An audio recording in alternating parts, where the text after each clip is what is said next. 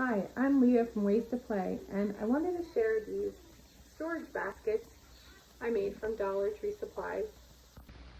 I like to store our little toys in these baskets so I don't have to clean them up at once. My kids can ask for the ones they want, I can give them to them, and then we clean them up before they get another set. So for example, I have Minnie and Mickey Mouse figures, Sesame Street, I have Daniel Tiger and Coco Melon, and a couple little balls that we use with our Magna-Tiles, as well as some other toys.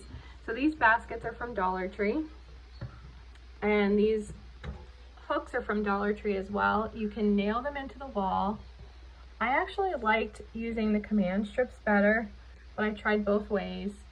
And then you just cut with wire cutters the second wire from the left and right so that these hooks fit.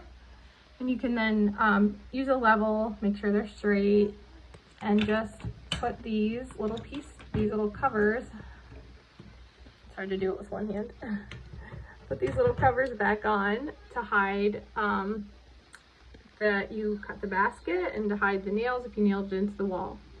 And there you have it.